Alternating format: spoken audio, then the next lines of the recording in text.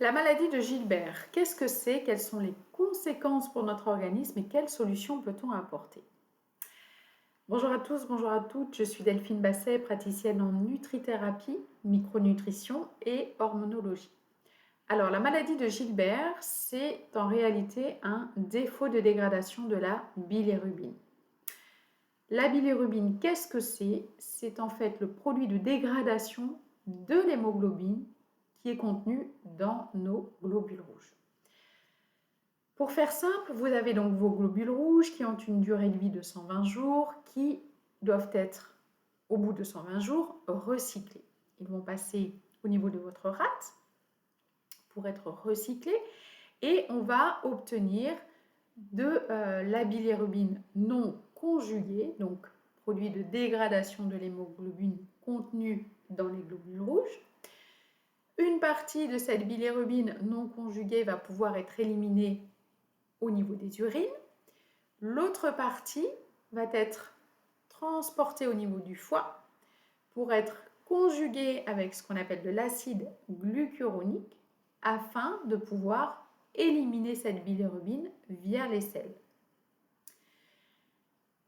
Pour pouvoir conjuguer cette bilirubine à l'acide glucuronique, l'organisme fait appel à des enzymes qu'on appelle les enzymes les UGT. Et quand on a la maladie de Gilbert, eh bien, on a un polymorphisme génétique au niveau de ces enzymes, de ces UGT, qui font qu'elles fonctionnent moins bien. Du coup, quelles sont les conséquences pour notre organisme? Eh bien, ça va avoir pour conséquence qu'on va avoir plus de mal à détoxifier, à éliminer la bilirubine, mais pas que. On va avoir du mal à éliminer certains médicaments comme l'aspirine, la morphine, mais également nos hormones thyroïdiennes et puis nos hormones sexuelles comme la progestérone, la testostérone, les oestrogènes également. Donc quand on a la maladie de Gilbert, il est intéressant de connaître les aliments qui vont permettre d'activer ces fameux UGT. Pour activer ces UGT, je vous invite à consommer le plus souvent possible des crucifères, donc tous les choux, choux rouges, choux Bruxelles, choux fleurs, choux blancs, vont venir activer ces UGT, mais également la curcumine contenue dans le curcuma, le soja, le pissenlit, qu'est-ce qu'on a d'autre? Le romarin, le rooibos, les agrumes, le resveratrol que vous allez pouvoir trouver dans le vin, le raisin. Tout ça, ce sont des aliments qui vont activer ces UGT. Également, au sein de notre organisme, il y a des hormones comme les œstrogènes, la progestérone qui vont venir activer le fonctionnement de ces UGT. Sauf que quand on arrive à la ménopause, on va avoir une chute des œstrogènes et de la progestérone. Donc, les symptômes, les problèmes liés à la détoxification vont être en fait amplifiés parce que ces enzymes vont être beaucoup moins activées par les œstrogènes et la progestérone.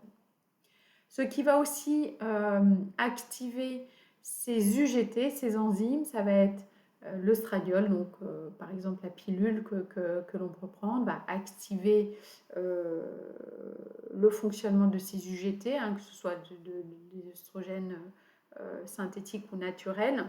Et puis, ce qui va également faire baisser l'activation de ces UGT, ça va être la testostérone.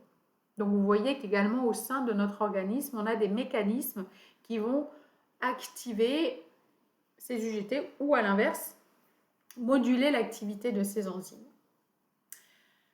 Important également à comprendre, c'est que je fais un petit focus sur les œstrogènes qui eux aussi sont conjugués à l'acide glucuronique pour être éliminés.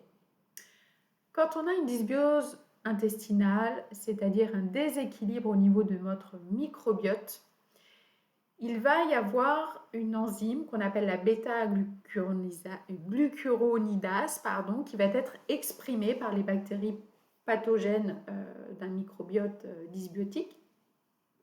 Et donc cette enzyme-là, elle va venir couper le lien entre l'œstrogène qui aura été conjugué avec l'acide glucuronique pour être éliminé. Donc l'enzyme va venir couper l'acide de l'œstrogène et ce qui va faire que l'œstrogène ne va pas pouvoir être éliminé et donc va rester au niveau de l'organisme, va repasser au niveau du cycle entéro-hépatique, va remonter au niveau du foie pour être à nouveau pris en charge par les UGT pour venir rajouter un groupement de l'acide glucuronique pour permettre l'évacuation de cet œstrogène. Donc on se retrouve avec un cercle vicieux et donc on se retrouve avec des œstrogènes qui n'arrivent pas à être éliminés, ce qui va augmenter l'imprégnation œstrogénique de notre organisme.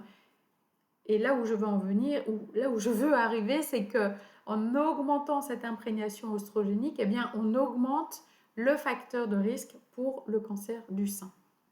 Donc attention en cas de dysbiose intestinale, attention en cas de maladie de Gilbert, vérifiez bien que vos œstrogènes sont éliminés par la bonne voie. Pour rappel, on a 3 voies possibles pour éliminer nos œstrogènes. Je vous renvoie à ma vidéo sur la prévention du cancer du sein avec la détoxification des œstrogènes.